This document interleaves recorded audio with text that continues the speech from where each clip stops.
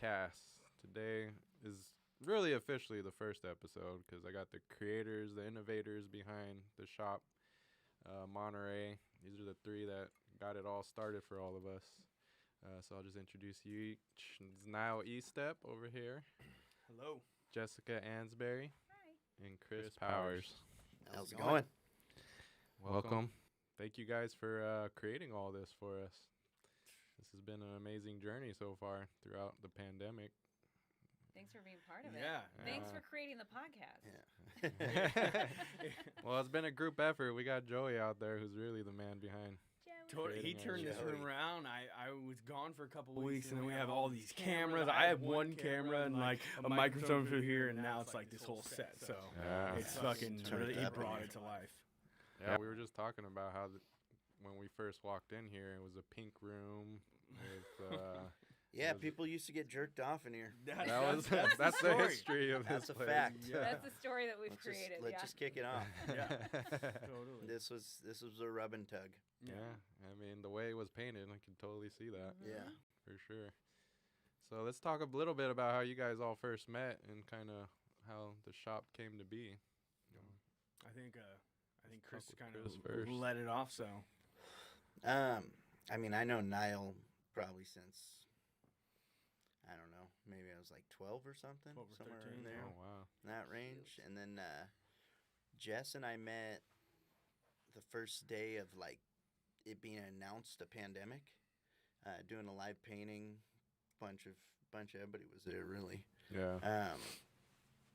And we just, we started doing some stuff together she had some mugs made through me when I was over at Silk Screen Express where I was apprenticing before, and we started talking about the Make It Happen, the Go, and Niall is a highly addicted serial entrepreneur. Yeah. Like, For sure. if he sees a homeless guy drumming on a bucket well, he might just put him on a stage somewhere.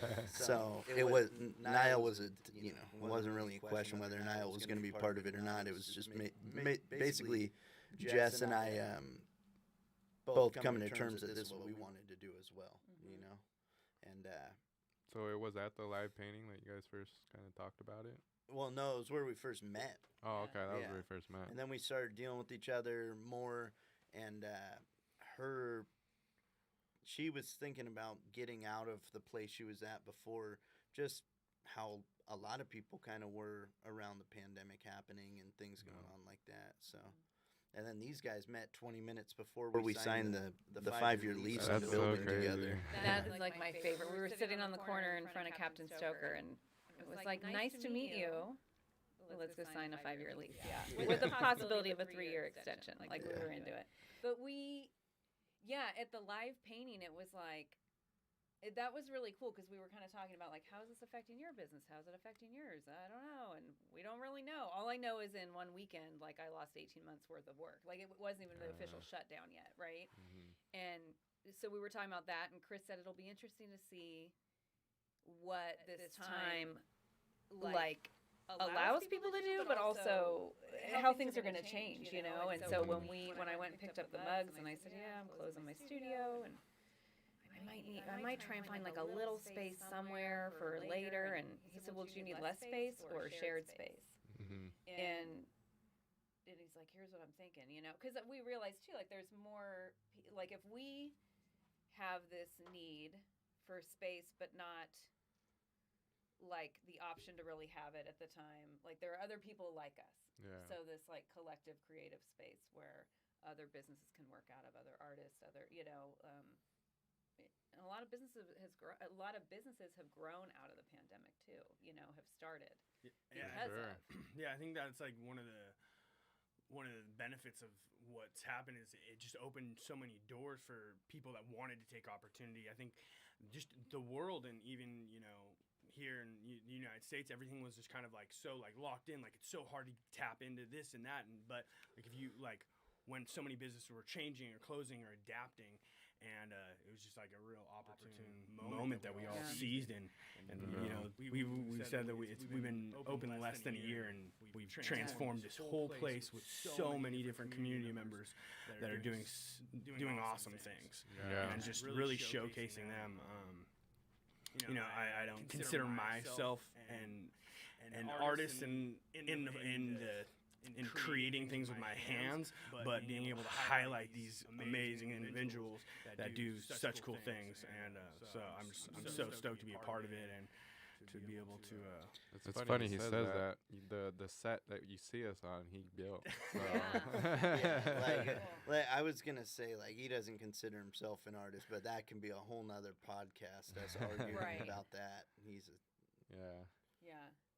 I was thinking, sitting here before we started, when you were saying, like, we were talking about, like, in less than a year, we haven't even been here a year, and I was sitting here thinking, like, I'm sitting here with three of, like, my absolute most favorite people, and, like, a year ago, we didn't even know each other. Yeah. Right? Like, that's so true. Really. It's pretty wild, It's crazy. Yeah. It's pretty wild. It's amazing. Well, that's the one thing, like, it's good to be a part of something like this and to be able to share that with our communities. Like, we've been able to cultivate something through a period in time where most people are going to talk about it as tragedy, like things have not gone well for a lot of people. And I think it's important to have stories of people pushing through adversity and being able to create something even in the worst of times.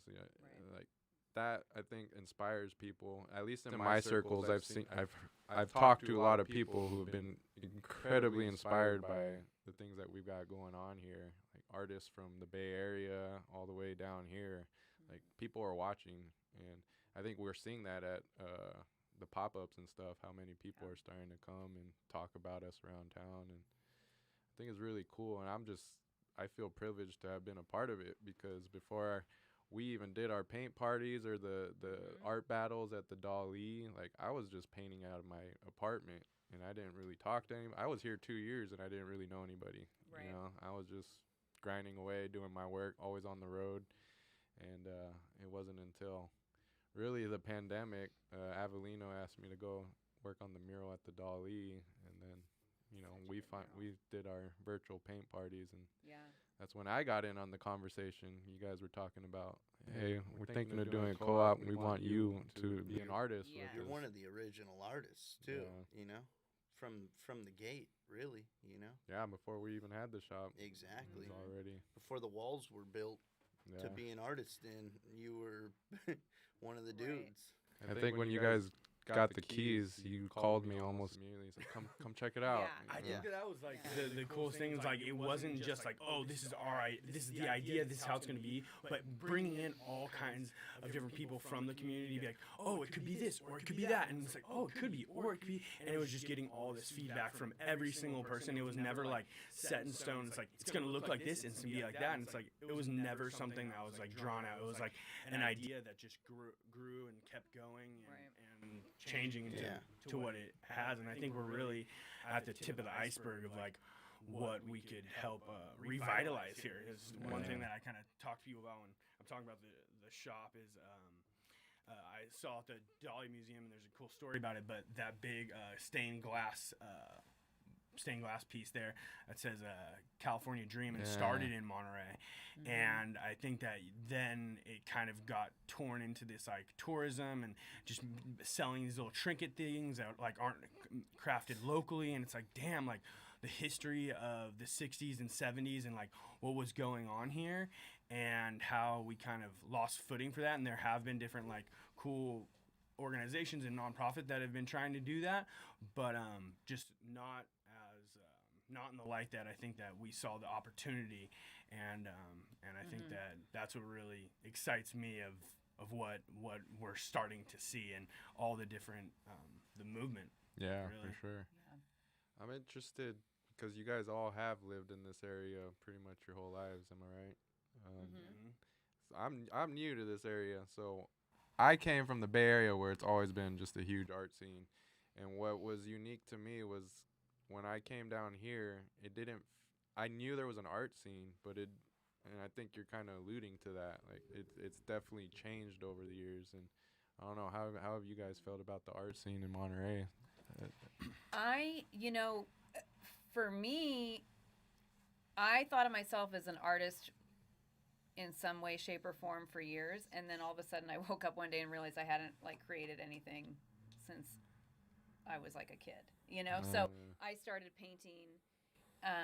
You're a fake artist too? I'm a fake artist, and I love it. I started really painting 7 years ago, and then almost immediately turned it into a business. That's just the way it worked, right, with paint parties and all that. And so I feel like I bypassed any of that. I didn't feel part of an art community or an art scene until now, when I've had some time away from that because things were shut down and all of that. Yeah. There were things that I always wanted to do. I remember seeing an ad for Art Battle when I first started painting 7 years ago in San Francisco, and I was one day I'm going to be a player in the game. I'm going to have a place there. And then I ended up doing it here. You ended up winning, didn't you? And I ended up winning. And then the city finals got shut down, and that's fine. That's fine. But, I was like, someday I'm going to go to Greece and I'm going to watercolor. And, I'm getting to do that this year. These things that I just didn't know where it was. I felt like I didn't belong in an art scene. Mm-hmm. And so I don't even know if I was even paying attention to what it was or wasn't, and I just assumed you guys were all hanging out in the art scene the whole time. So now being here, I'm like, oh, we're all, you were saying, you were painting kind of on your own until you, reached out and went to the Dolly Museum. And I don't know, it really meeting everybody through the art battle and through different things like that. And then you and I first met really doing an Instagram live paint party together. I met you and Kristen online before. It was like, hi, nice to meet you. We tagged each other you're next. And then that's how we met, so I don't really know. That's my long way of saying I have no idea what I thought about the art scene.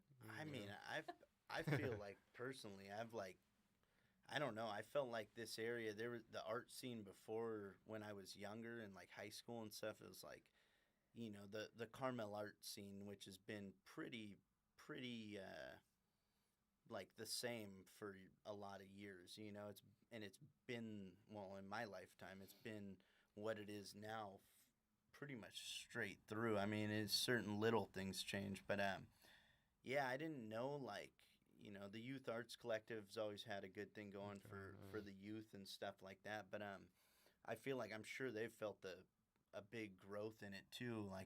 When I was younger, this is just how I relate to when I really realized that it's hitting all corners and more people are taking art the way it should be taken more seriously, and part of a life.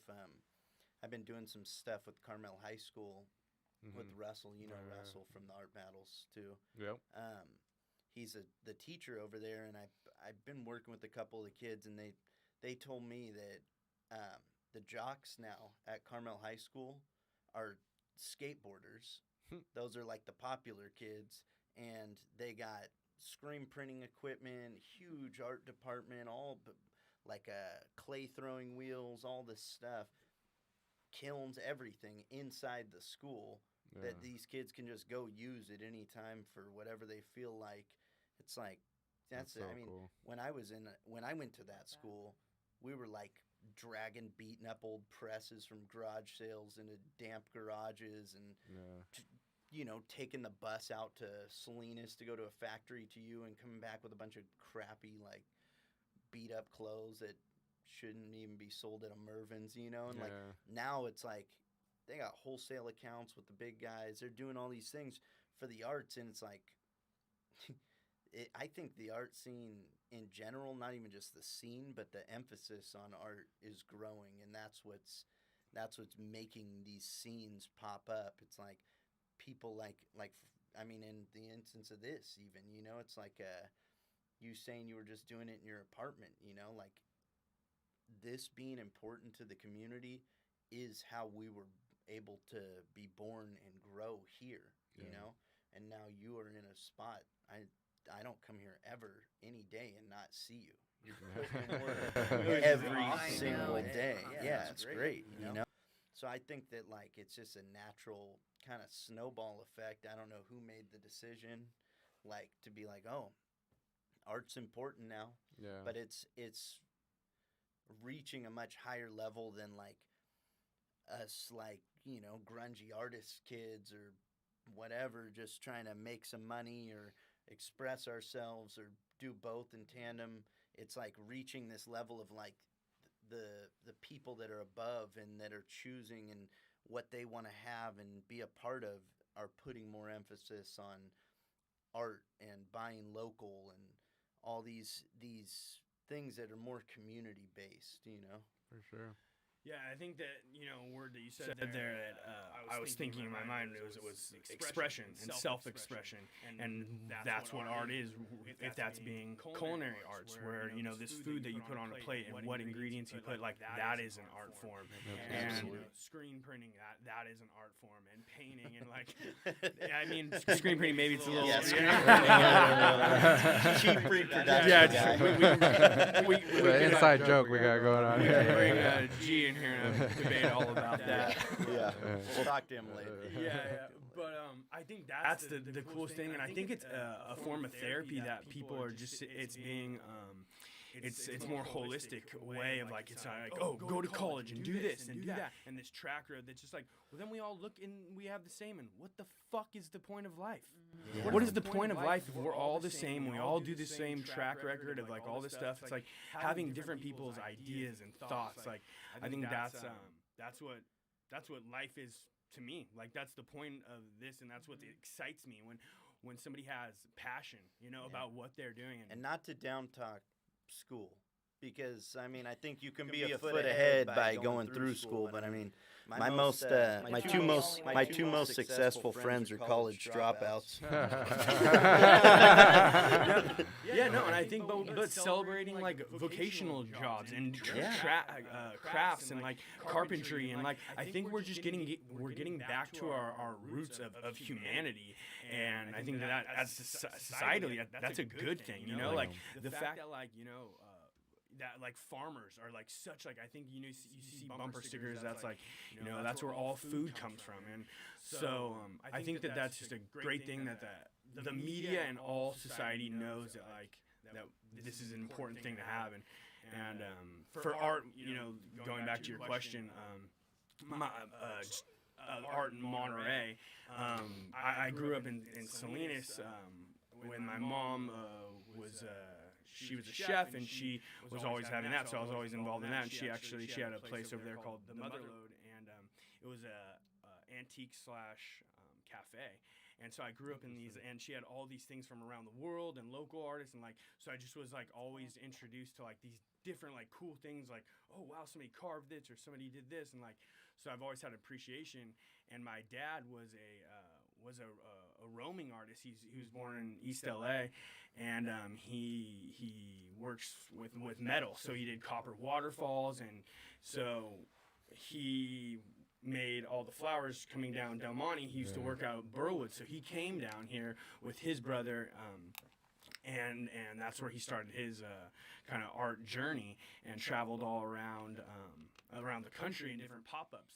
And what happened was that was being celebrated then, but then everything started getting mass produced, and so his waterfalls then you in the 80s and 90s you could just buy them at Home Depot for $50, and it's like, well, fuck, dude, you can have this handcrafted, beautiful piece of work that somebody put their heart and soul into, and that's a couple $100, or you can go to Home Depot and buy the $50 thing, and people are just like, well, fuck it, I'm gonna buy that. So, you know, that kind of derailed him from like being able to really grow and in that way, you know. So there's doubling back around though. Totally, that's where I think we're at, is that we're coming back to the importance of that.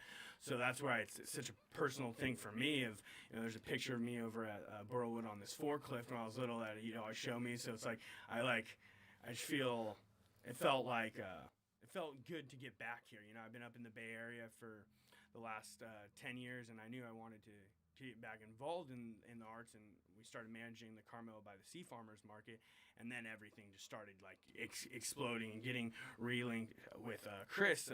We hadn't talked for a number of years. We knew each other when we were 13, and we didn't see each other for a while. But he started, gaining this Instagram presence, and he'd do these funny videos, and like, like.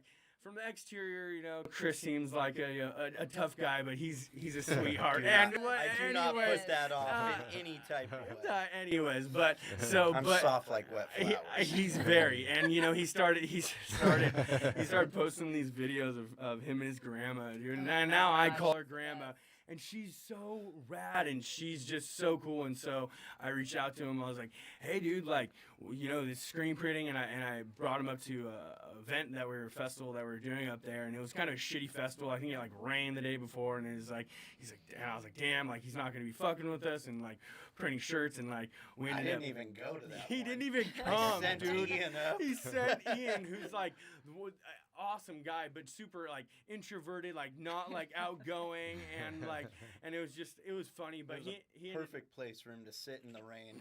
Yeah, pretty much. And then me and Chris started talking like on the daily. We'd have conversations like after like every night really, like talking about, oh, this is going on, that going on, and just people's moves. And he'd been talking about this collaborative space, and we checked out some warehouses, and then he came up with this, and we just kind of started running with it.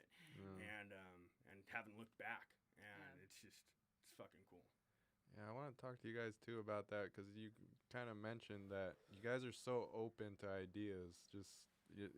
I've rarely heard you guys say no to an idea. You just kind of you like feedback from everyone involved. You want people to be comfortable expressing themselves and bringing up ideas. Tell me how that's been, and how you've worked through that. Being able to be very open to new ideas, and because running a place like this, I know we've all experienced it.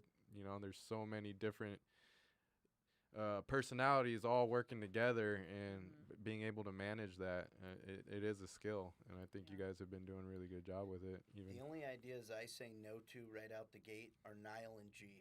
No matter what they are. Yeah. No. I said, let's start with the negotiation with a no, and then we'll work to somewhere in between. I think I love it. Like, we've talked about this. Like, my give him your vape.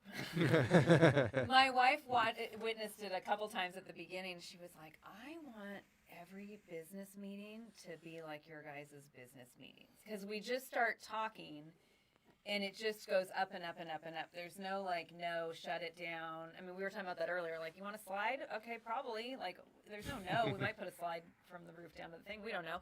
Paint over a wall if you want. But I think because we have our own 3 businesses working in this collaborative space too, in some way, shape, or form, and everyone that's involved is their own business brand artist, like their own person. Like, there's no ultimate authority, there's no governing, like there's no boss. It just works. I don't know. And Chris is really good about talking to people before they enter the space, and there's no front about it. It's just like, well, what are you looking at?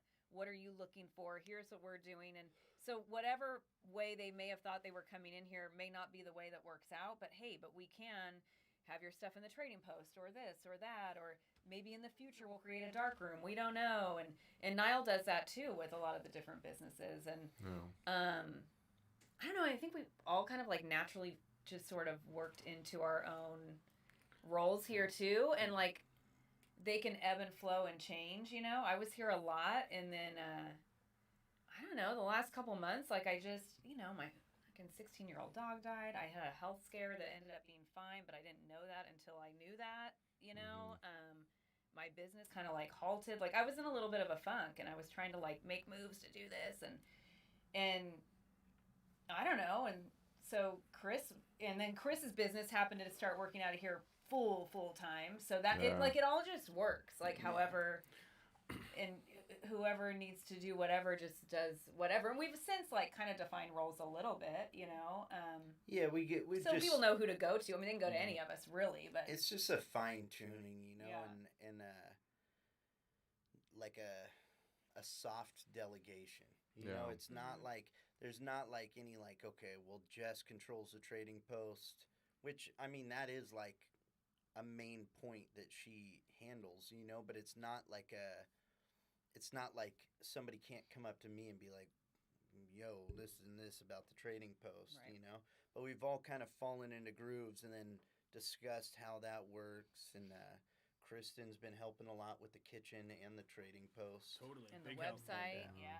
That's Yeah. Arsenio's girlfriend. Just so Yeah. people- Mhm. she's great. Oh, yeah, it's been a blessing too for her, you know, to have something that she can do, because being part of the events industry, which it's been a rough year for them. So I think with Yeah. I just want to mention is like with any endeavor, giving people like ownership of something, and I think it's just building like the team. Like we're all part of this. Like there is no like, oh, this or you have to say. It's just like everybody's a part of this. You have your say. We all talk about it, and it's very like community oriented that way. And I think in anything you do, giving that sense of power to somebody, it's people want to be involved with that because they're being heard, and I think being heard is the biggest thing in anything you do. Well, we're all in the trenches too. You know, it's not like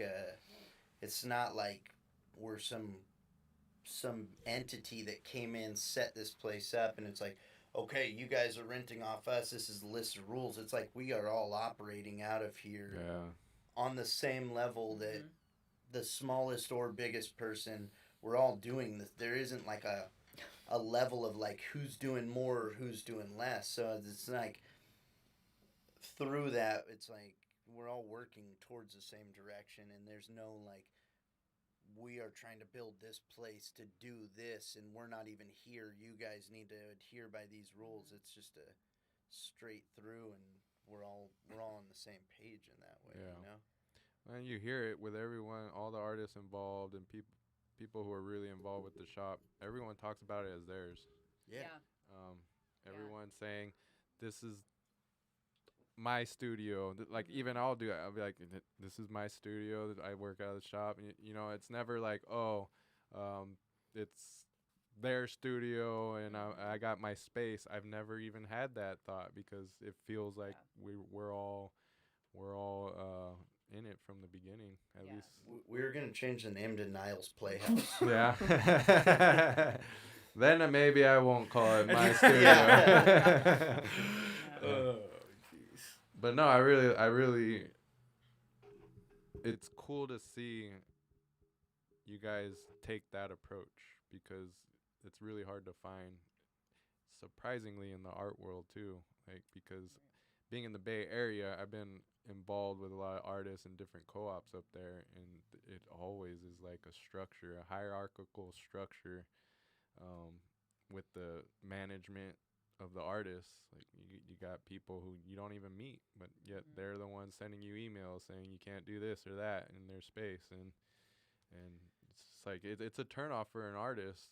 But I also understand like it could be difficult to deal with people if you don't have a good rapport with the people, the artists, and that's what you guys have always been good at. It's like I feel like everyone feels comfortable talking to every one of you, you know, about things. I think our main thing too is, I mean, we don't want to affect anybody by force to change what they're doing, you know? I want it to be very organic and natural, like to the form of art or creation. I mean, any effect that should be done to somebody should be in the bounds of like, you know, a positive and a willing participant in being affected, you know, like coming into it like, damn, I really want to learn how to watercolor, so I'm going to ask Jess about this and grow in this. And then in a more encompassing thing, the growth of what we are and how we extend into the community and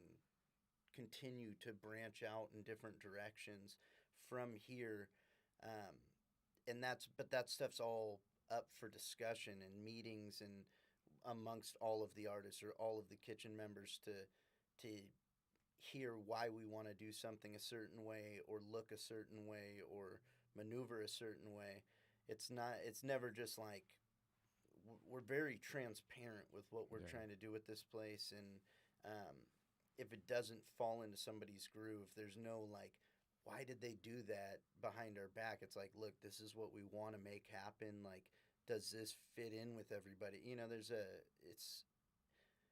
we don't exist without everybody that's here. You know what I mean? Absolutely. Like, it's not like we aren't, if everybody left here, we aren't the shop without everybody that's in the shop. So Yeah. everybody has to be a part of the decision on whatever level that looks like, you know, or at least feel comfortable with the decision that's being made. Yeah. Yeah, I think it's like the true sense of democracy of what we're trying to like have here. And obviously there's like legalities in that those are for safety reasons, but like as long as we're not like, you know, pushing on that, then it's like, hey, like let's talk about it. Yeah. Right. Well, yeah, it's like the true definition and spirit of like a collaborative space. Mm-hmm. What I would hope a collaborative space would be. Mm-hmm. It maybe isn't always, but I feel like it is here. You know? Totally. Yeah. I want to talk to each of you about like your own paths with your art forms, and start with you, Jess, because I am intrigued. Because you said you started your business basically right when you started getting back in your art, and talk a little bit about that experience. Yeah, I was in a place where I was in this career for 15 years, and it was fine. Like at the time, okay, I was in a weird place. I was in this career, and I was in a 7-year marriage, and I had 3 stepkids, and when I was at work, I felt like I'm failing at home, and when I'm at home, I'm failing at work, and da da da da da, and really, I had just like internally hit this like low point, you know. So, amongst other like habits I was trying to change, I decided to start painting for like relaxation and focus, and you know. And immediately, the internal mental dialogue of trying to paint was insane. Like, I am beating myself up. This isn't working. This isn't right. And it's like, whoa, like, what the hell? I'm trying to do this for, like, internal peace. And I'm, like, talking shit to myself in my brain the whole time. So right away, with realizing it, was like, okay, shut down the negative talk for 30 days. Paint every day for 30 days. If there's something I don't know how to do, just figure out how to do it, you know, and just like work through it. And then, you know, and in there I had like quit any like mind and mood altering substances and all that stuff. And it was like, wow, I got a lot of time on my hands now because I'm not like recovering, I'm not planning, I'm not scheming.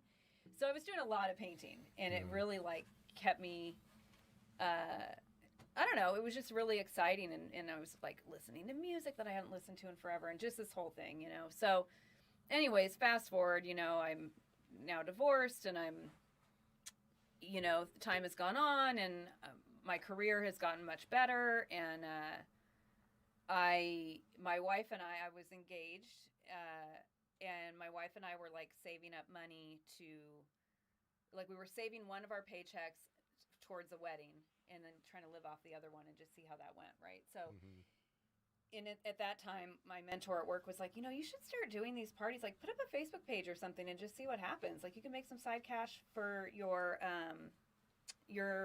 wedding, because I started bringing friends over. You know, they said, you know, if we brought over like coffee and food, would you teach us how to paint? And I was like, yeah, I don't know what I'm doing, but sure. You know, so our dining room table, we'd have friends come over, and I'd plan, like, how am I going to teach them to paint this? What needs to dry for them to do this? And I'd put out all my, like, shitty little paintbrushes and little paint bottles.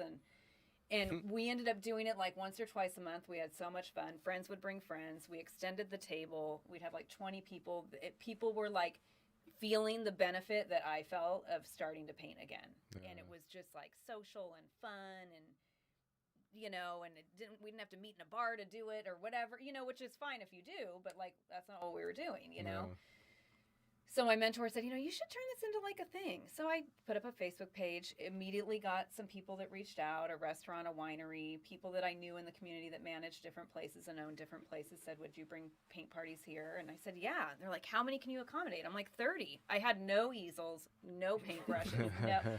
They're like, cool, get us some tickets. All right, I'll get you some tickets soon. So I'm like printing up tickets, you know, and then it's like, do you have a website? Uh-huh. So I'm like looking up how do I build a website. I had a friend on FaceTime show me how to change coordinates from this thing to this thing. I mean, I had no idea. Everything was like a bullshit move in my mind of like, if I just act like it's there, I'll figure out how to do it, right? Mm-hmm.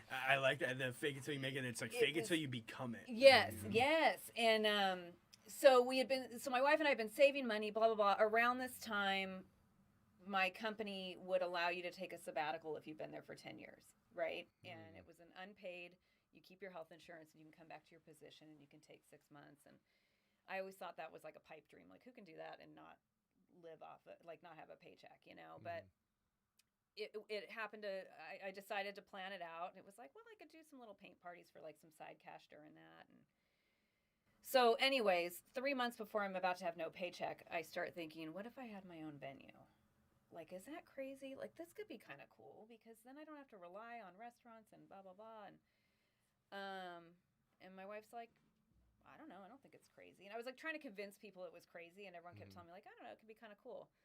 And so I mean, I sign a lease, you know, a 2-year lease 3 months before I'm about to have no paycheck. And it's like, what the fuck, you know? And 2 days after this sabbatical started was our wedding, our honeymoon. And then it was like, go time, come back and make it work. Because I would go to work 4 a.m, work till 3. I'd go down to my venue, take a nap on the back floor for 20 minutes. Like, there's nothing in this place. And then get to work. And it was like painting, building, creating, like doing, like to make this place what I wanted it to be. And friends showed up and helped. And my friend Waylon helped me build the entire thing. I mean, it was... Waylon came in yesterday. Waylon, oh my God, he's the best. And he came and helped us here. Yeah, he's the best. And King Waylon. so it was like all this stuff going on, you know, and it just started working, you know, and I mean, I would sit there and it was like every $20 mattered. I was sitting there painting weird little signs, doing whatever. It was like $20 at a time. I'm going to try and make this rent because I have no paycheck and what the hell am I doing, you know? And then it grew and I called my boss a couple months before I was supposed to go back, and I said, I got to talk to you. Let's have coffee. And she's like, you're not coming back. I'm like, sorry. I was like, because it was like, I either need to continue to try this or not, you know? And it was self-supporting kind of from the beginning, but that was it, you know? And then it started to grow, and then I started doing a kids' art camp, and I had no clue what that would become, you know? And I do corporate events. I mean, there's just it's taken so many forms, you know? And again, like, I've had to close down that studio now during the pandemic. You know, I was there for 5 years. It was a really cool place. It was amazing. It's interesting going back to mobile and pop-up and not having my own space. So I'm kind of like looking into that, you know, because having a place for private events and private parties and open community events and all that is just, you know, I don't know. It's really cool. I love hosting the events. I love talking to people. I love hearing people say, I can't paint. That's my favorite. I'm like, when's the last time you painted? They're like, when I was 5. I'm like, then that's a lie. You have no clue. Like, you've been lying to yourself this whole time of I can't paint. You haven't tried. Yeah. You know? It's hand-eye coordination. It's practice. It's whatever. Like, put a paintbrush in your hand. Yeah. Put it in your hand more than once. Exactly. And keep trying it, you know? So, yeah. Well, that's definitely one of my biggest pet peeves is when people tell me they can't paint. I'd say the same thing. When's the last time you painted? Right. And if you're not, and that's something I've learned over this time too. Like, if I want to be a player in the game, I got to show up to practice. Yeah. So, like, not everyone's just gifted natural. Well, for sure. Some people are much. Like that, some people can just, for me, I've got to adjust and practice how I see things and how I, like, and my art has gotten way better and changed. And, like, I've learned new things and I do different art forms now. And I, you know, but, you know, they'd be like, I can't make it look like yours. And I'm like, first, one, I'm not the best painter in the world. Nobody is. It's all objective. 2, you have no clue. Like, people would show up to paint parties and do stuff where I'm like, damn, you should have been teaching this. You know, like, it's just, you have no idea. That's why I love the kids camp, because I feel like I can get to the kids at that prime time where you start, like, that self-doubt. At a certain age, they have no fear. No. And then about 3rd grade, you start, like, You see that relating doubt to coming. the doubt happens, and you start like, who am I in relation to those around me? And all of a sudden people are the best and I'm the worst. And so I love working with kids, like, because I get to get them during that time, and even if it's just for a week, kind of like talk them through it and just Kids camp coming year round, There it is. 365. I mean, it was 12 hours a day. so about 25 weeks of the year I became like a full-time teacher slash daycare slash babysitter slash art teacher. I mean, it was nuts. And then those were like 8 a.m. to 10 p.m. days, because I still do the events and the paint parties. And I'm like, kids, you got to be out by 5, because at 5:05 someone's coming in to set up a party. I mean, it was nuts. Yeah. One thing I've learned, I haven't, I do mentor like my cousins, anyone who really asks me about artwork. Doing the paint parties with you was really a cool experience to be able to teach. But I want to know from you, like, how has teaching improved you as an artist? Oh yeah, it's like, and you and I have talked about this doing the paint parties live. Like, you don't realize why you do something until you have to explain to someone what you're doing, right? Like why?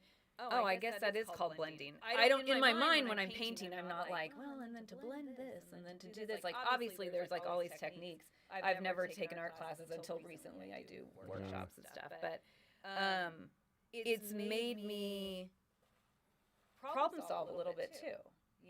Like, because things pop up when you're doing it, like when you're creating paintings, and I mean, one woman was like, I want you to recreate a Van Gogh and then teach us how to paint in Van Gogh style.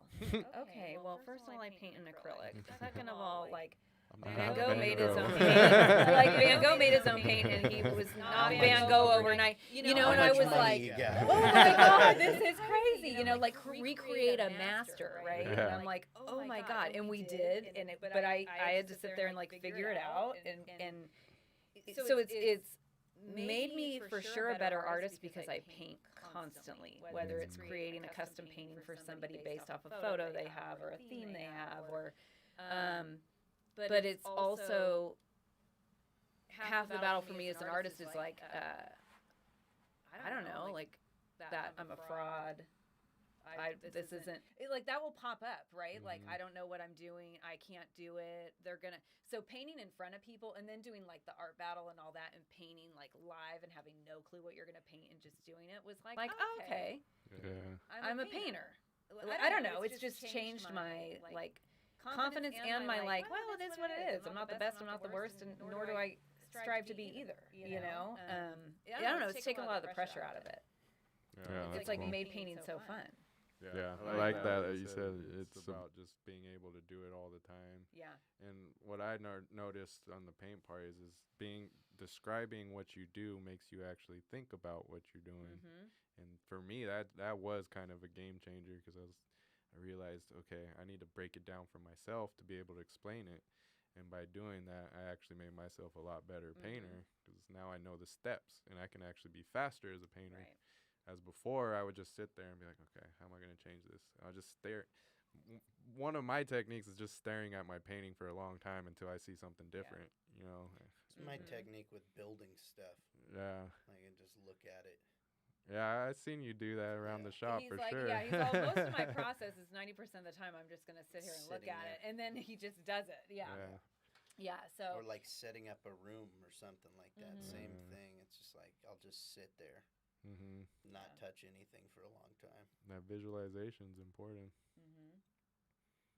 Definitely want to talk to you too.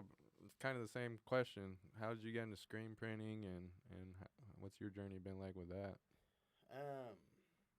It's been kind of interesting. This kind of touches back to what I was saying about the Carmel High School thing before. I don't know, when I was like going to high school and growing up, the things that I do now, which are like somehow like trendy items in the world, were like counterculture things to do then. And I think it all started with skateboarding. So I started skateboarding at a really young age, and that was extremely counterculture. Now it's in the Olympics and it's all over the places. But then it was just some, it wasn't looked at. You get kicked out of anywhere you go. People didn't like skateboarders. the school, you bring your skateboard to school, they take it from you. They got lockers at the school for skateboards specifically. Like, it's ridiculous, the whole thing. But I think that doing that and realizing I liked art, and there was like kind of a counterculture like mentality behind my life by the things that I like to do, I think that the outcome to somebody that's going through those steps now is entirely different,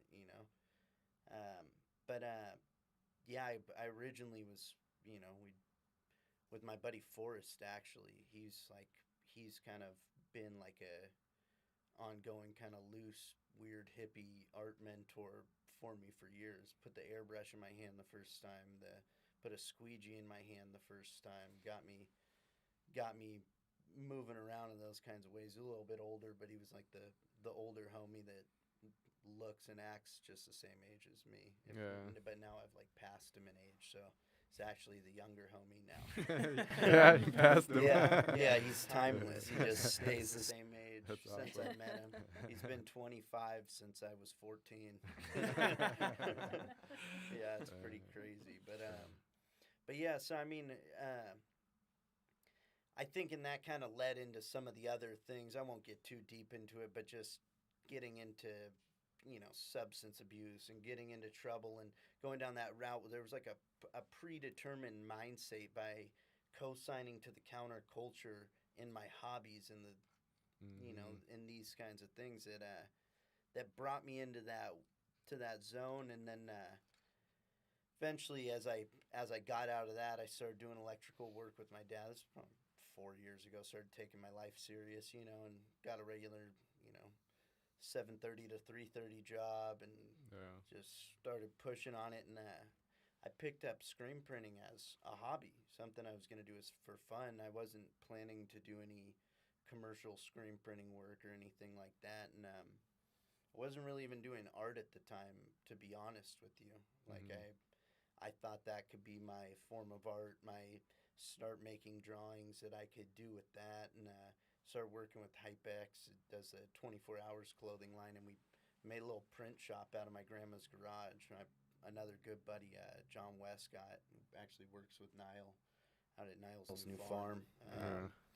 Which you'll hear about in a minute. We'll be talking about that. Hold off, Niall. I know you want to talk about it. Just wait a second. We all want to talk about it. But he gave me a single color press that I actually have in this shop still. It's like kind of one of those things I'll never give it away or let it go. It's like, it was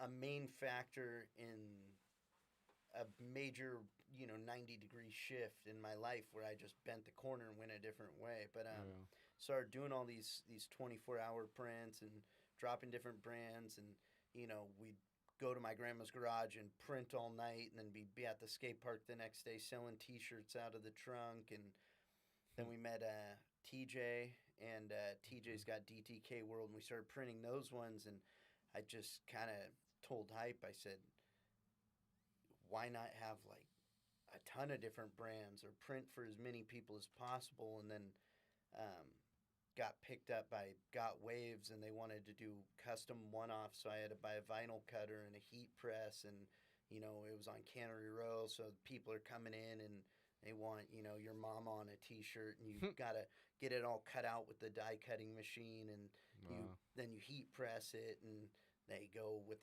your mama T-shirt down Cannery Row happy, and then I started having both those in the same regard, and went over to We Got a Spot, TJ and I, and Quentin that did the Neverboard magazine before that all went away. But we got a little office space up on Munris.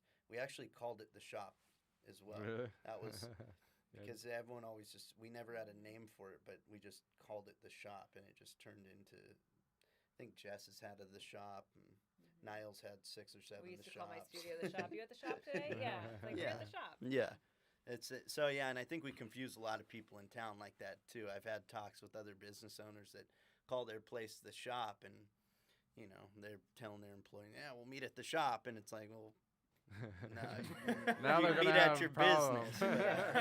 Yeah.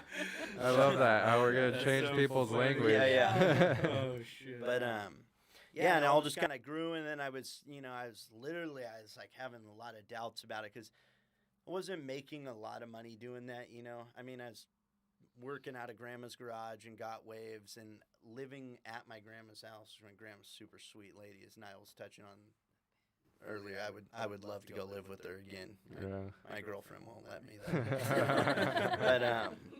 but so yeah, we're moving, but it's like I'm probably making like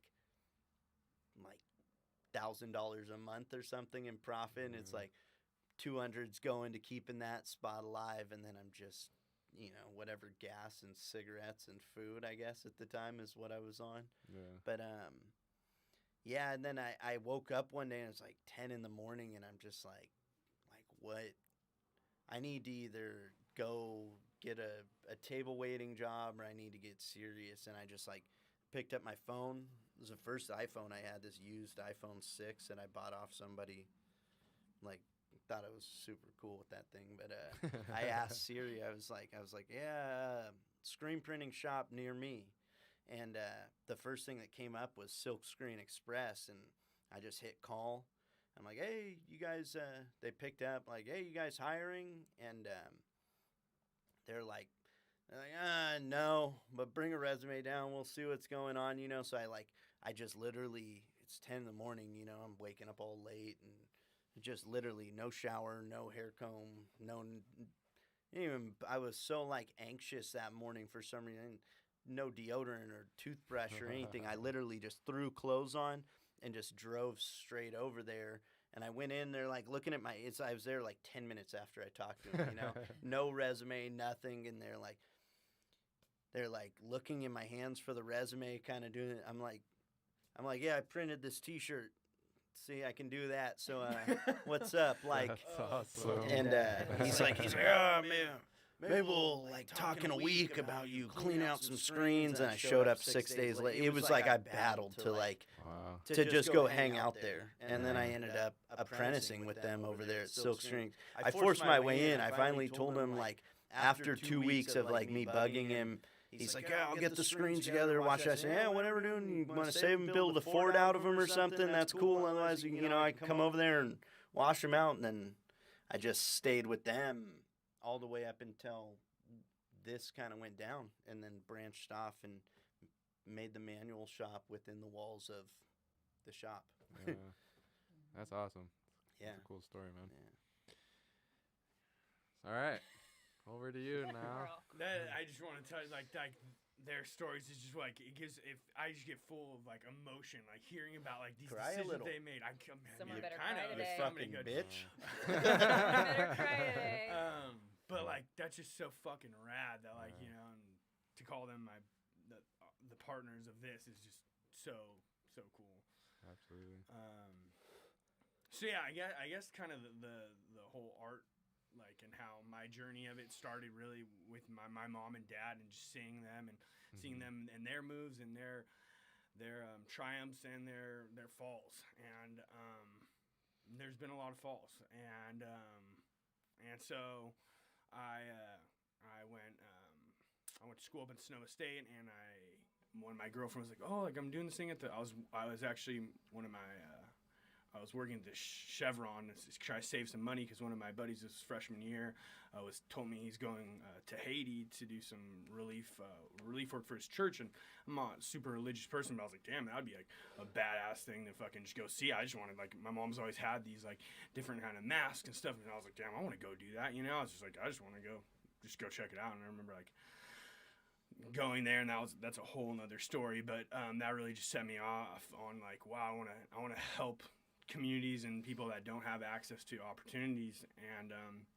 And then getting back and going to school, my girlfriend was like, oh, like doing this farmer's market thing, and I was like, damn, like I want to go work at that. And then the guy kind of walked in there, and he's like, she goes now, and I kind of talked to him for a couple minutes. He's like, all right, you're hired. Like you're gonna start on Saturday, and you're gonna go sell torts. They're like these, like, you call them cupcakes, It was right when like the gluten-free trend was like just like peaking, but like it is still all like everyone else's gluten-free kind of tasted like shit, and theirs were like really like they're doing it really well.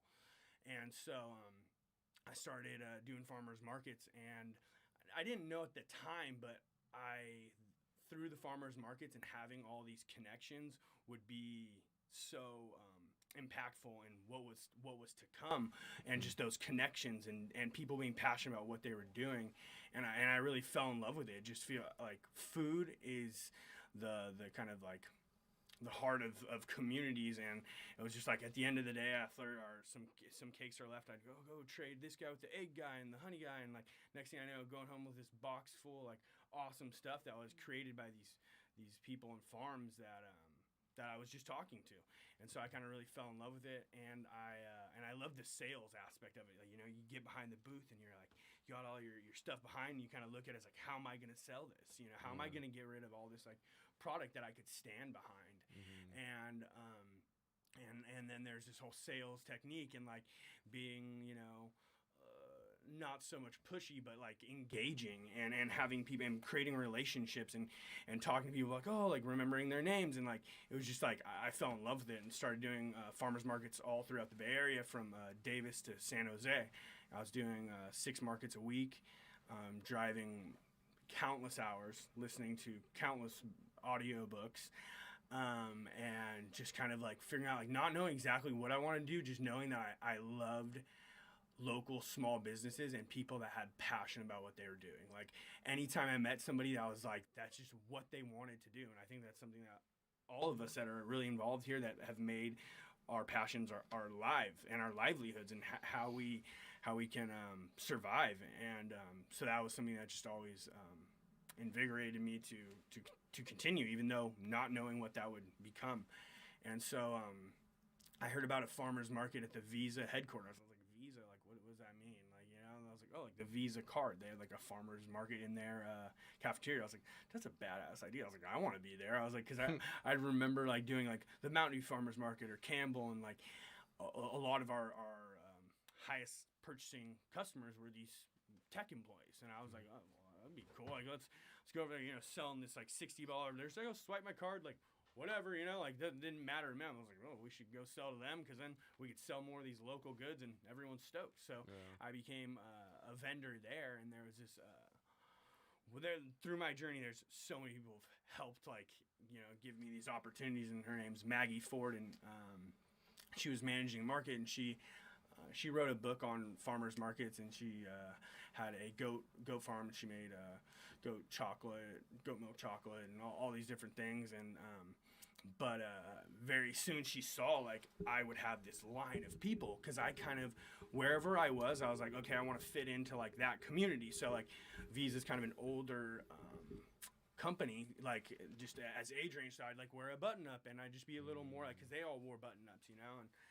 And so I had this line of people of like, and all the other vendors were doing all right, but like I was like killing it, you know. And they were just like, what, you know, and I was just like passionate and pumped, and I was just like excited about the product and knowing people. And I was like, I was like, Maggie, like I think this is a great opportunity. Like there's all these other companies, like it's good for the corporation's PR, it's good for their team morale. Like this can be an amazing thing. And she was, you know, she was about to retire. She's like, I don't want to do that, you know, like I see the opportunity. She's like, but that's not me, you know. And she, one day she's like, okay, like, well, you need to get a CPC, you need to do this. And like, with the help of my aunt and uncle, they're like, all right, cool, you can have our berry patch, and then you can get this permit, and you can manage farmers markets. I was like, wow. So I worked on getting my permit, and then I told Maggie, I was like, I got it, you know, like I got this permit. She's like, okay, cool, like, yeah, this is the paper you're gonna need to do, and kind of like coached me through the whole thing. And then one day she sat me down. She was having to deal with the politics of the corporation. They want this and that, and she sat me and my good buddy Joe at the time, who we were doing the Mission Farmers Market, and we were just drinking beers. Now it was a night market. It was super fun. So it was 4 to 8, and then we'd go get like drinks after and food, and like the Mission District. It was a fucking wild farmers market. You know, you think of farmers markets like here, like, oh yeah, it's like, it was fucking, dude. People were getting like jacked. Like people's like, you'd have to like, hey, when you have your till, like make sure it's like, you know, it's like I love the neighborhood, but it's just there was some sketchy things going on, mission. Yeah, there's a history in the mission. Yeah, for sure. on 22nd in Valencia over there, and but I fucking loved it. Watch out, he's gonna drop a tenderloin farmer's market. No, those are stories. TLFM. Dang, TLFM is sick.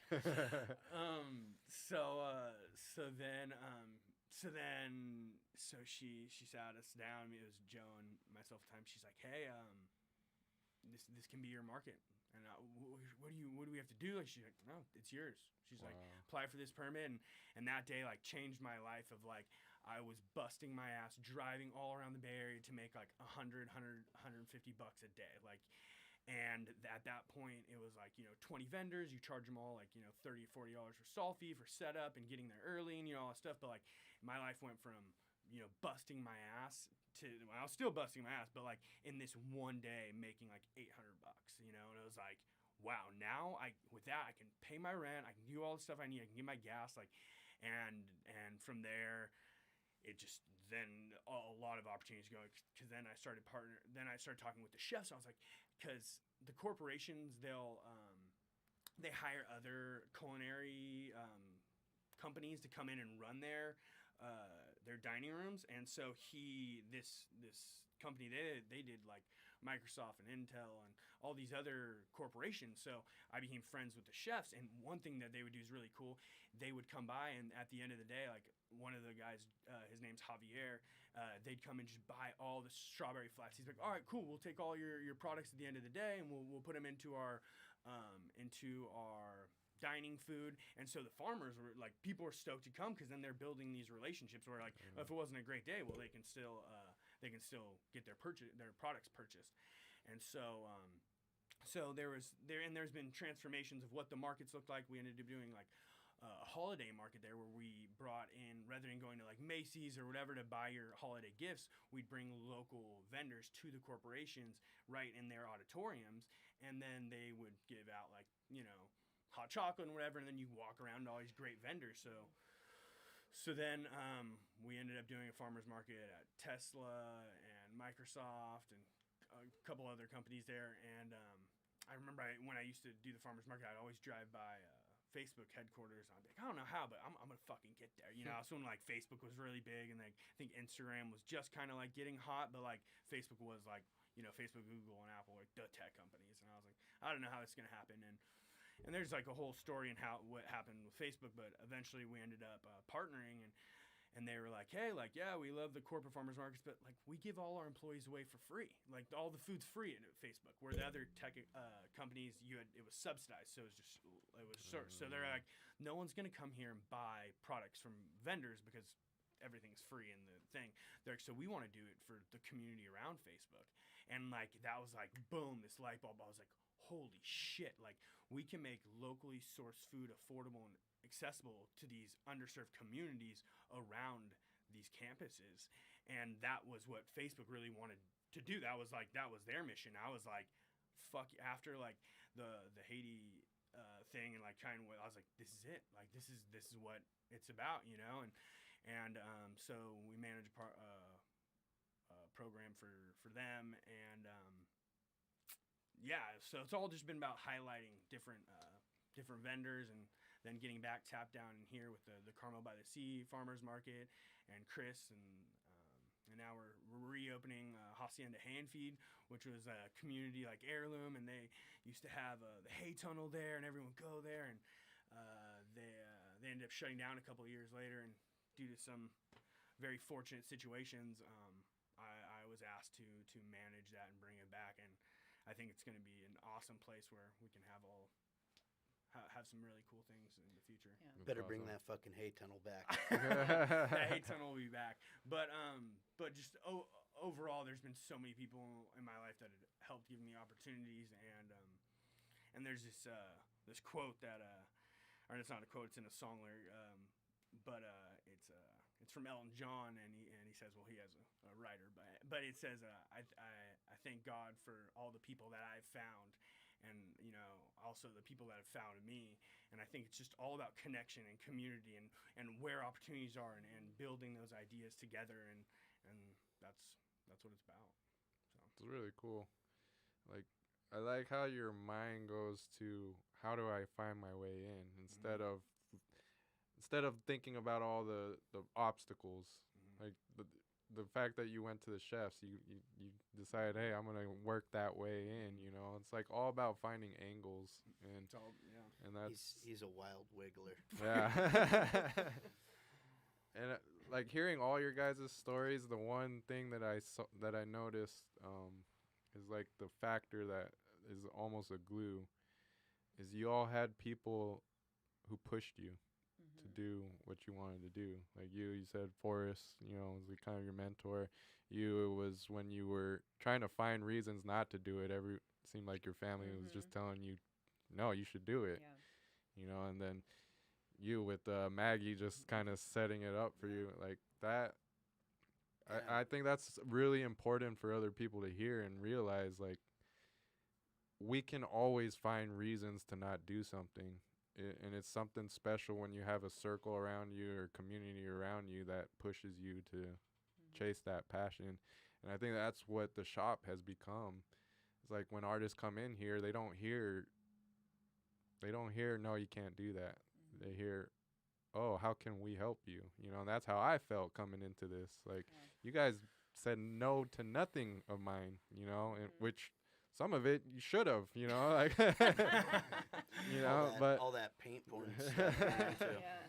but and that, like, to me that's refreshing because I do have a supportive family and stuff, but it's more of family that they're not artists, they don't really understand what I'm going through, so like they're always like, well, maybe you should do something else just to support yourself for a while.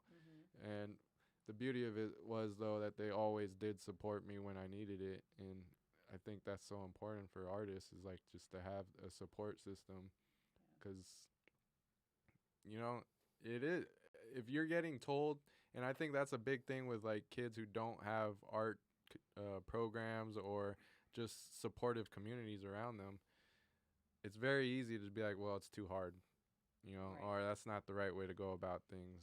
Like you were kind of alluding to about being in college. I'm a college graduate, but I feel like a college dropout because I didn't use my degree for nothing. You know, I have a business marketing degree, and then I became an artist, you know, and It probably plays a role, though. You know, it absolutely, that Yeah, education, everything, yeah. learning how to learn is what I Learning took how to from learn, college. That's what it is, Yeah. for sure. Yeah. And but Well, I also think- some of the ways you sell your stuff, you probably have a better eye for it due to that than you would have just naturally not going that route. I think it took a lot of work for me to figure out how to Yeah. sell myself, and I think that was more experience than the college, but really I feel college taught me how to learn. Like I figured out, oh, this is how my brain works. Yeah. Organizing things, and I'll give credit to college for that. Like I got much more organized than I would have been without it, you know, because there were deadlines, there were things I had to do, and just staying on top of something, having a schedule. If I just went straight into art, I mean, I know a lot of artist friends who are just, maybe I'll get to it, you know, and that's a real easy way to just, the discipline's so important. Well, I think every like experience and person you meet like makes a stamp somehow, whether you know it or not. Like I needed everything to be exactly the way it was for things to be exactly how they are now, right? So like 10 to 15 years of just like complete like internal darkness for me is like what I had to go through to like have this life that's fucking beyond anything I ever could have imagined, right? Like Likewise. you know, and Yeah. it's like we were talking the other day, it's like, can you believe this is like what we do? This is amazing, you know? And thinking of like the people that you were saying, like everyone's kind of got those people in their lives that have helped. Like I always think like if I take the same route to work every single day, I'm never going to see anything different until I take a different route, right? So like if I'm creating in my house on my own all the time by myself, like I'm not going to expand anything until I make it. And it could be like a minor little change can make major changes, you know? Have a studio at the shop, come in and just say hi. You never know who you're going to meet and like what's going to open up for you, you know, instead of going right, try a left, see what happens, you know, and I don't know, those people are there. Yeah. You just haven't seen them or met them yet, you know, and Sure. or you see them again after you haven't seen them in a long time, or, you know. Yeah. I think like society and media like had this way of trying to portray that it's like a dog-eat-dog world and you need to climb over people and push people down in order to rise up. And I think that that's just like a sad way to look at life, you know? It's like, how can we work with all different kind of people and like, and work together and rise all together. And, you know, so many people have done that for me in my life. And I'm so thankful for, you know, like, and people that ride through it, through everything, through the ups and the downs. And like, you know, I have such a great team that continues to help me. And like Janet and Lauren and all these people are so just, they're always, they're there. And it's just, life's good. Yeah, That's like awesome. one person's success doesn't equal a whole bunch of other people's failures, you know? And I think that like mentality sneaks in there with a lot of people. And it's like, there is such an abundance of everything in this world. Like there are, I always say, my dad tells me this almost every day. There are billions of people out there that don't know you exist. Like that's freedom. There are billions of people out there that you make zero impact on. How do you like that? You know? And that used to scare me like crazy. And now I'm like, oh my God, you're right. Like there are billions of people out there with more than enough or plenty or whatever, right? And so like there's so much, whether it's, you know, happiness, success, like whatever that is for you, somebody else having it does not mean someone else isn't going to get it, you know? And so like, that's why I love this whole, like, everyone come with me. Like, let's all go, you know? Absolutely. Yeah. I don't know. So. Sometimes I think the world's gotten too big where we feel like we can impact people on the other side of the world, and you're not even impacting the people right around you. And like, and you see that with Instagram where people are like striving to have 1 million followers, but if you don't have 4 strong followers that you actually know and who respect you, what's the point of having 1 million people who just like you, you know? Well, there's a good point in that. I mean, you start getting companies that pay you to wear their wax T-shirts. And you get energy drinks sent to your house and stuff. I'm strictly just trying to be an influencer. Yeah. That's really what I'm going for. Yeah, she's gonna bring the shop up to influencer status. We're and getting then we're guys. gonna just take it over with some other company name. Got all these followers now. Yeah. But like you were saying, what's the point of rising to the top if there's no one there to kind of really enjoy it with, you know? Like you could be an influencer, but if no one's around you who you can enjoy that, you know, having companies buying all your share those energy drinks with. What's the point? Just gonna stack in your mansion. Yeah, exactly. But also too, we definitely, you know, should have done this in the beginning, but huge shout out to Wado's Tacos for providing us the funding for this room, these mics. That's awesome. Big thanks, guys. We're gonna get their neon sign back here so we can have them represented all the time. Yeah, that's awesome. Wado's, I mean, that's an example of like just somebody in the community being like, we don't care how we're involved, we just want to be part of this movement. Like we want to be involved and we want to like help however we can. Awesome. Yeah, one of the first whether things we're there, sorry, one of the first things that when coming back in the community, Chris put together this event, people to people, and this was pre-pandemic, and but he got together. Wado's Tacos, they gave out free tacos. I brought some fruit and some waters, and he did screen printing, and we worked with the homeless community. Captain Stoker down there. Captain Stoker came out there. Carmel Realty brought a bunch of hygiene products. There's Health with Hannah did yoga for everybody. Oh my There's all kinds of people. It was cracking. It was really cool. Let's do it again. I want to go. Yeah. And big, you know, one of the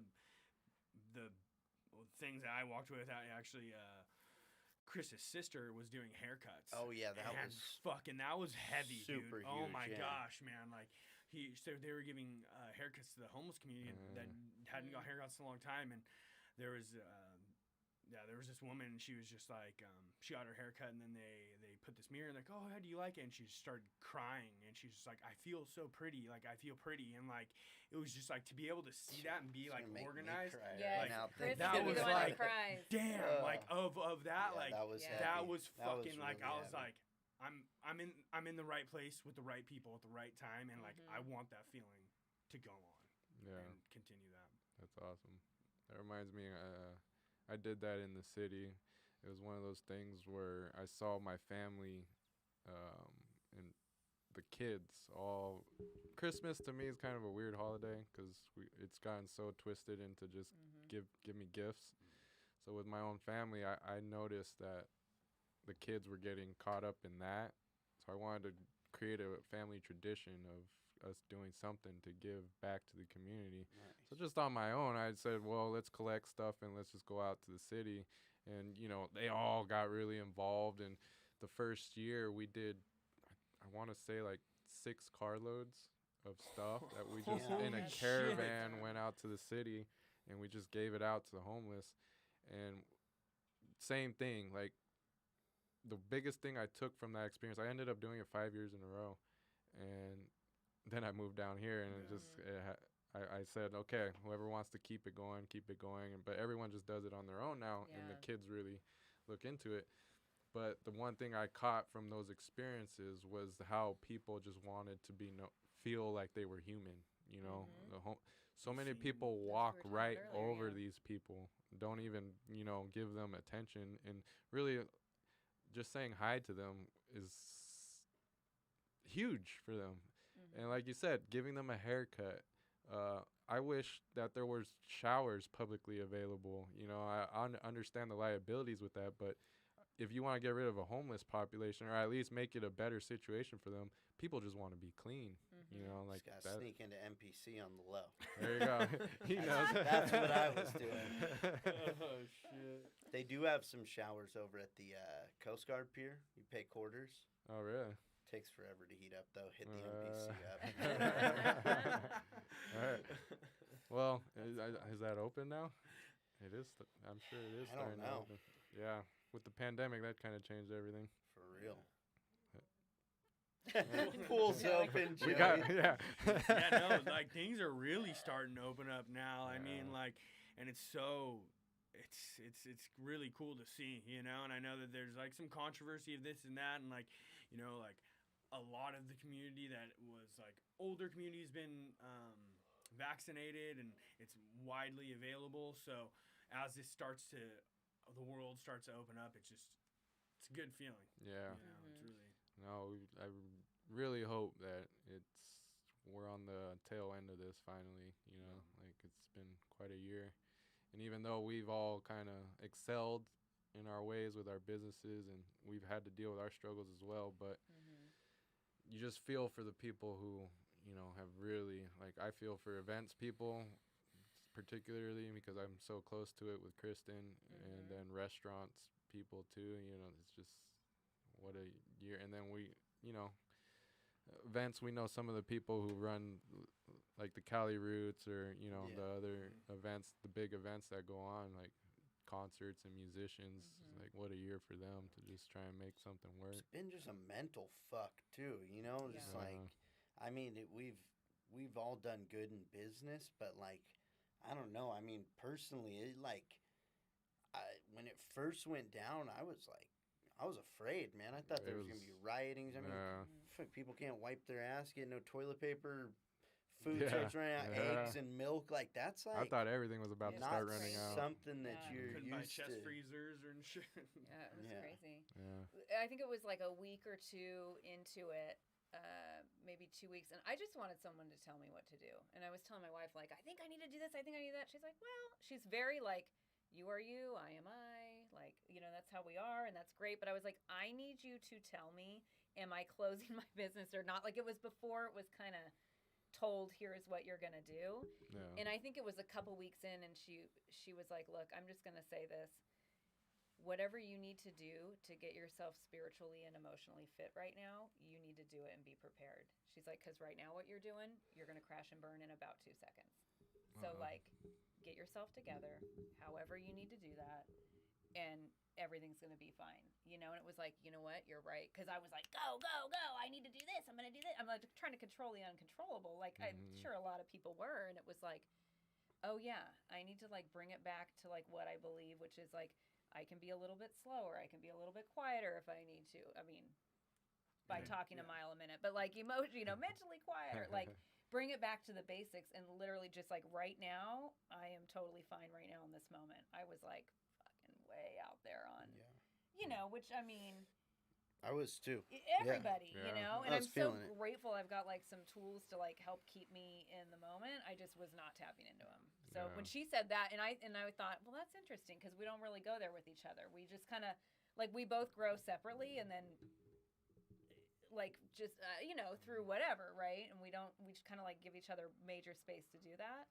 But I was so glad she said that because many times throughout the last year I've thought, get yourself together, and not to like berate myself, but just like pull it together. You can do this. Yeah.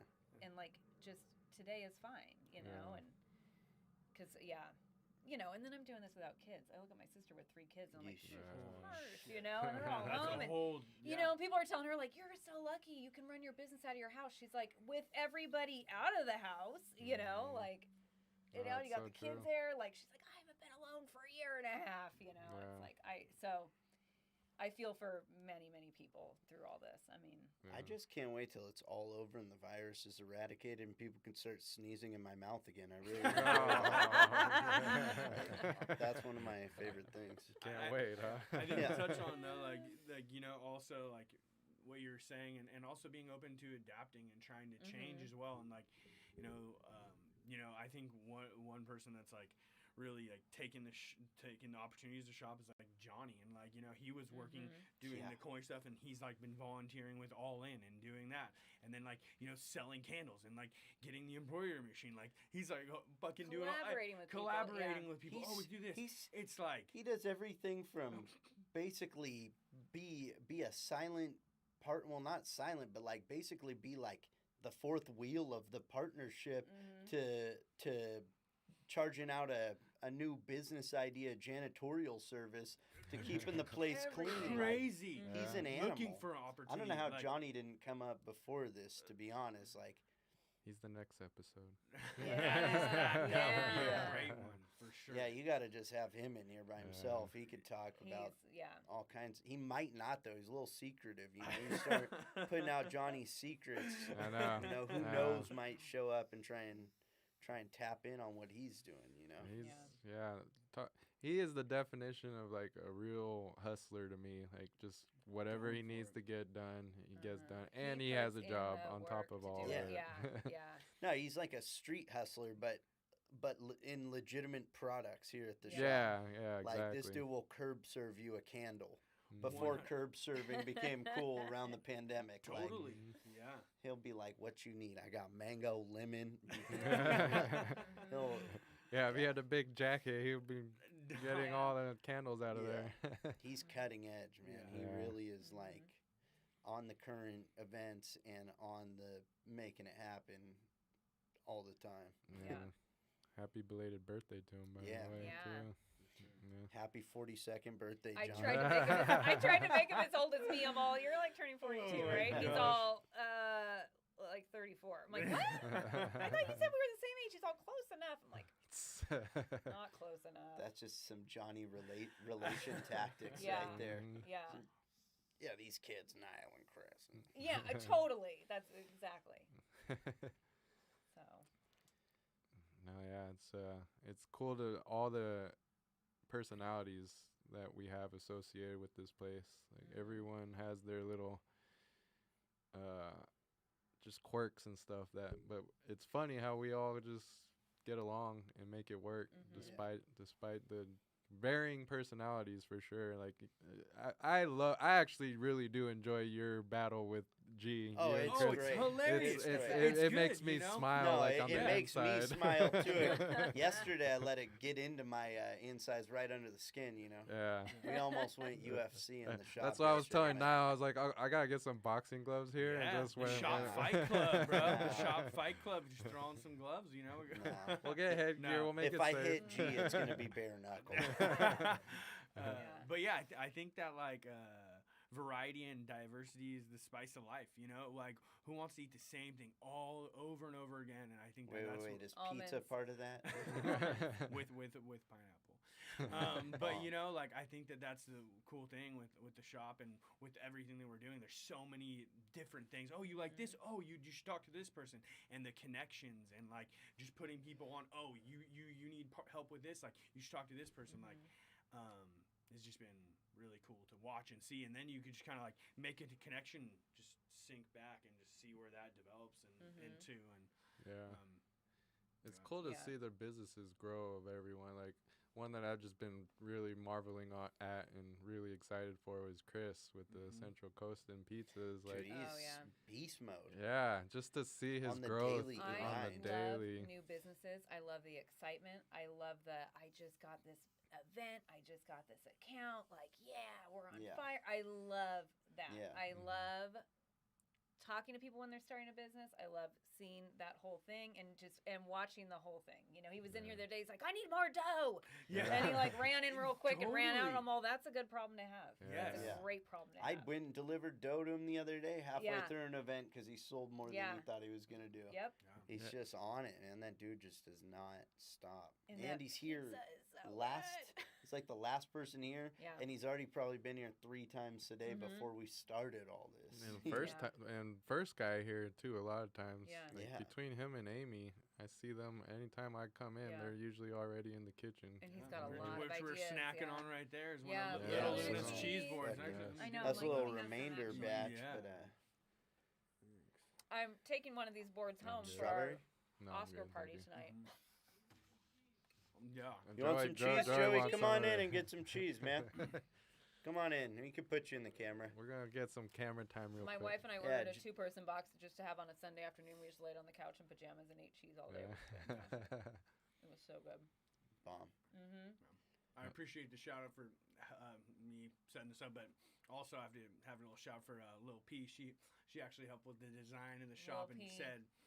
So Lil P. she's out there at her first farmers market at Mid Parsley Valley, and fig. Parsley and Fig, and she's been got permitted and was actually the full first food vendor was fully permitted that was working out of the shop kitchen because we also have a commissary kitchen if people have Lil heard about P. that. She might be little, but she packs a punch. She is so fun to talk to because one, she's got a ton of ideas and she's like, I know I need to rein it in, but I love hearing all the ideas. But the other part is like, she'll go, you know, I have a question. What would be like the main advice you would give someone starting a business? Like she asks the questions that will help her in whatever she's working through at the time, but also like down the road will totally help someone else when they're starting a new business and they reach out to her and go, what would be the first thing you would say to somebody? And like, they're just really, I just think she's very thoughtful about it. I think it's really cool, you know?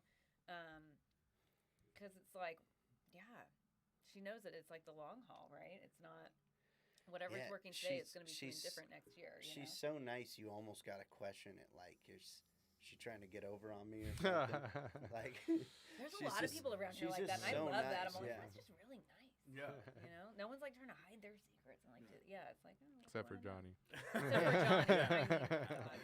And then the kitchen's been a really cool thing because with the Carmel by the Sea Farmers Market, we've been able to have vendors, filter into those and like the starting businesses and pre-existing ones like Nitro Cycle, Mikey, who's been selling his coffee. Everyone's seeing him ride around here on his bike, giving coffee out, and now he's over at the Carmel by the Sea Market and getting that going. So it's cool to see. He's popular at farmers markets. Yeah. Yeah. No. Who doesn't want it? You know, who doesn't want a nice coffee? And he's a his cracking dude. The too, guava lemonade juice, like what? So like smacking. oh man, so good. It was cool because when I first got here, I remember always seeing his bike on the trail. And I was like, this guy really is a hustler here, just doing this. And now to actually know him and like he wants me to do artwork for his bike and stuff, just to be associated with that was kind of full circle for me to and see. how they collabed, how Johnny and Mikey collabed in doing a candle, and they did a coffee scented candle. Then Mikey's selling, out in the thing. It's just like it's cool to see the collaborators like working and creating a product together, and then offering that to the community. Yeah. It's just really cool aspect of it. Absolutely. Yeah. Yeah, it was funny with Patrina, the story that I laugh at is when she was trying to get her freezer in there or the refrigerator. Oh my gosh. And Chris no calls one, me. no one knew what to do, and I'm just sitting there. I'm like, she needs help. This poor thing, like she just. I'm working on a Huge fridge. painting, Yeah. and I just see her out there. She's like looking at it, and she doesn't know what to do. I'm like, all right, I need to help her. So I just ran out there and said, okay, let's figure out how, because I knew it was turning into a big thing because you weren't around, and it was. Daddy Niall wasn't around. She still talks about that. She's like, they saved me. Arsenio saved me. Well, it's like sitting in the art place, and so it's like, and that's like Arsenio didn't have to do it at all. You and G didn't have to help. Like that wasn't your task to overcome. Like that wouldn't fall on you. But like you guys are there, and you're like, oh yeah, we can help get that in. And it was like, dude, so rad. Yeah. Well, for me, it's kind of funny. For me, it was like, man, all this stuff is piling up back here. To me, it was getting cluttered. So I was like, something needs to happen. I'm here. I'm going to make this happen. Totally. And she ended up going and buying us beers. She's like, I got to give you guys something. I got to give you guys something to help. And we're like, fine, go get us some beers so that we'll I feel like I showed up 10 Get minutes on, after the whole yonder. thing 'cause she was all, beers in the fridge, guys. Yeah. And I was like, and then she was telling me about it. I'm like, oh, I showed up just in time, 10 minutes after it all got Yeah. I walked up to it and I just called Niall like, hey, bro, you don't get down here. Patrina's refrigerator is going to be where it can fit. And Deal with it. yeah. Luckily, these guys helped out, though, because Niall's the type of dude that would have just tore the wall out, and then slid it in there, and then rebuilt the wall behind it. Yeah. So you probably saved us a couple grand, too, on top of that. Well, I'm glad I could do that. Yeah. Yeah, it's sweet. Like at all the events, we have like the dumplings going on, and we have like just so many different like kind of products that are coming out of it. That dumpling party was fun the other night, Oh my too. God, we got to go do a dumpling party. It was rad. I'm like, I get it. I told her, I said, Emily, this is like bringing people together. We were, because you were there, Alex was there, me, my wife, and a few other people that I didn't know, and some of us knew each other, some of us didn't. I'm like, oh my God, this is like a paint party. Like you're just talking to people, and you're just the twinkly lights, PG afternoon, and you got something to do with your sunset. hands, building these dumplings while you're pretty like magical. So there's it was great. It was fantastic. Jess isn't very good at making dumplings. No. For how artistic she I is, and mean, I smoked her. They was all pretty looked really sad. good, and then I look at the tray, and I'm like, whose are all these? And they were mine. They had all like expanded and like broken apart. Yeah, oh my God. I mean, they didn't look good They before weren't they went right. in. You're lying. No, they were good for like 2 seconds. They looked real pretty. Yeah, we were talking shit the whole time. Yeah, it was pretty fun. It was really fun. So Yeah, I'm it was a good excited for one. her to be able to do in-person parties again soon. But her dumpling kits, my sister's done them, and the kids, my nieces and nephew, and it's a really cool thing. That's awesome. So yeah. Well, kind of start wrapping up here, but I want to talk about kind of events coming up. Yes. I got my show, me and Avellino, coming up this Friday, and thank you guys for all the help and God, the I'm so sponsorship and Yeah. everything. Like, More dance. The yeah, 30th, What a 4 cool to 9. concept. Yeah. That's going to be so rad. Arsenio has a background in mixed martial arts, and so he's doing his all stuff of that and classic fights and moments, and Arsenio doing all the dancers. Avellino. All the dancers and with the dresses and the textures and the movement. And that is something Sure, that the we need word to see. the word is too that Jake Paul and They're gonna make an sliding appearance. through, yeah, Jake no. Paul and Usher are gonna be here representing the war in the dance, man. That's But just I what I have to heard. say, for anyone watching, you can reserve your spot on the shopmonterey.com because we're trying to keep it like socially, not overpack the whole thing for the reception on the 30th from 5 to 9, and we have like VIP packages available if you want to do that. Don't be a smut. Get the VIP. Get the VIP. Get the VIP. But they will be showing all weekend. We'll have extended hours so people can go in and check it out too. But the the night of the reception is You like want to the be time there to Friday come. night if you Yeah. can.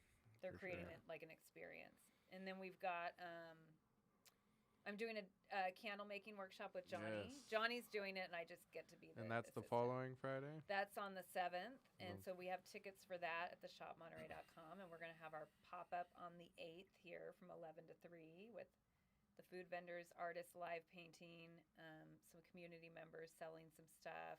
We have some new T-shirt designs out, and that's like in perfect time for Mother's Day. Yeah, absolutely. And then I'm hosting my kids' camp here this summer, but it's sold out, so don't. You can't get any So more. don't worry about it. No, But sorry yeah. about that. Yeah. Yeah.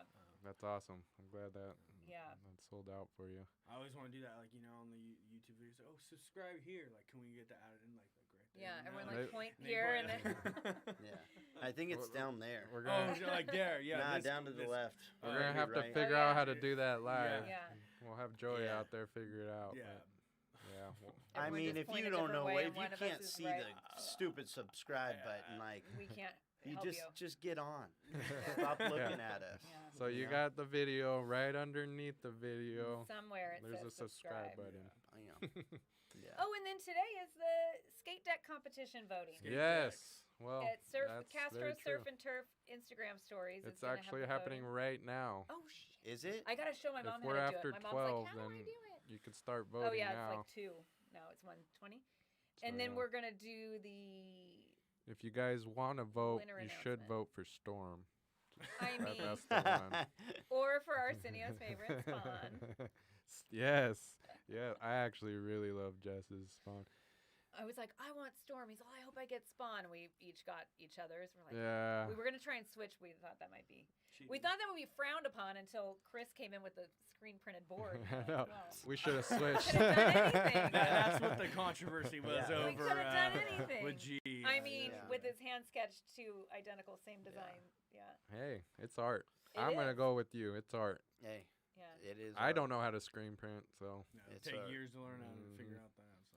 It's definitely art. And the graphics part of it. That's maybe even, I mean, I definitely feel screen printing is an art, and that's a huge Yeah. thing. But yeah, the graphics part of it alone, learning how to turn a gradiated image into halftones and angles and Oh, to not get mores in the mesh, it's a huge art. It definitely is. But yeah, I'm gonna say go ahead and vote for Superman. But if you want to just send me money, go ahead. My Venmo.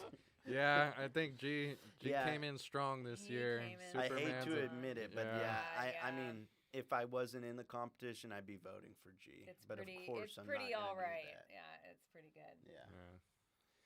Well, thank you guys. I think Thank this has you. been Thank an you, awesome yeah. episode. Yeah, it's we'll been we'll great. definitely do it again. Yeah. This ain't gonna be the last. No. We're gonna be talking about all the things we got going on here out of the shop. So appreciate you guys for making this all happen. Joey, Appreciate you. big love. Joey, Thanks, always Joey. Thank shout you, out man. to Joey, the man behind the screen. You can get your cheese now. All right. All right, we'll see you Alright. guys on the next one. Thanks for All right. tuning in. yeah. Take care. Be Alrighty. well. Cheers. Cheers. I want to do this